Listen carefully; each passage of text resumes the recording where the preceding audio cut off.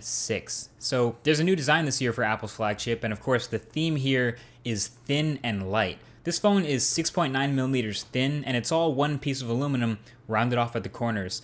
So instead of having the squared off edges like the last iPhone, Apple's rounded off the sides. The phone feels a lot more like the HTC One M8 now, and this has two effects. The first is that it gives the whole body this seamless feel. If you start your finger on the screen and drag it all the way around to the back of the phone, you won't encounter any seams. It's just one smooth surface. But two is that since it's so smooth, it's actually a bit slippery to hold. Plus it's a little bigger and it's so light that my confidence actually holding and manipulating this phone in the hand is dropping every time. But part of me wants to put a case on it, but you guys know how I feel about cases. So a high quality skin will suit me just fine. And of course Dbrand has a couple of badass skins for the iPhone 6 to help out this gripability. So I'll leave links to those right below the like button if you want to check those out. Highly recommended. But the rest of the build of this phone is definitely awesome. It's a bit bigger than the last iPhone, but I think it's a much better size now, and you only take a few minutes to get used to it before you look back at the iPhone 5S and it starts to look like a toy. It's obviously a bit bigger than other phones with a 4.7-inch display, since this one has a big old chin for the home button and a big forehead to match. But what's more striking than its size is, I think, the thinness. Again, 6.9 millimeters. That is crazy thin. Almost feels too thin and light to be a working phone. It feels almost the same weight as the dummy phone. It's so thin, in fact, that the camera lens on the back protrudes out a bit. Now, this turns out to be not a huge deal since it's coated in sapphire anyway, and it just rocks a bit when it's placed on a flat surface, but that's minor.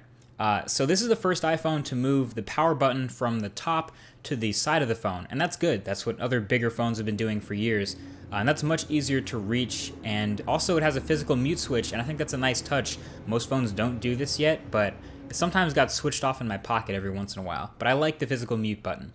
So I have a few mixed feelings overall about the build of the phone since it's so razor thin, but it's definitely built well. It shouldn't bend in your pocket or anything. Actually, I think the worst quirk about the hardware is the speaker on the bottom. It's a pretty loud speaker. I mean, it's got decent mids and highs, and it's a little bit tinny, but the thing is, it's a small downward-facing driver, so it's really easy to accidentally block it when you're holding the phone watching a video or playing a game. Now, I know the elephant in the room right now is the iPhone 6 Plus, which is the companion 5.5-inch iPhone that Apple released alongside the iPhone 6 a couple of weeks ago. And basically, my opinion on that is this. I'm going to review it separately in a completely different video, and that's upcoming. But if you're trying to decide between the 6 and the 6 Plus, consider this. All of the factors that make the iPhone 6 a little bit slippery and a little bit difficult to hold in the hand are amplified on the iPhone 6 Plus. It's an even bigger phone in every single way, and it's still rounded on the edges, so it's even more difficult to grip. The easiest way to see this is to go into an Apple store and hold one, but trust me, the 6 Plus is huge. So really, besides improved internals, the main physical advantage to this iPhone 6 over an older iPhone is the size. It's a bigger screen, and it has all the advantages that naturally come with having that bigger screen. So bigger icons, bigger UI, bigger text, bigger web browsing, bigger gaming, bigger video watching, bigger keyboard. But what's funny is it stops there. So the iPhone 6 has a 4.7-inch 1334 by 750 IPS display with awesome colors and great brightness and incredible viewing angles, and a pretty high pixel density. 326 ppi makes it the same as the iPhone 5 and 5S.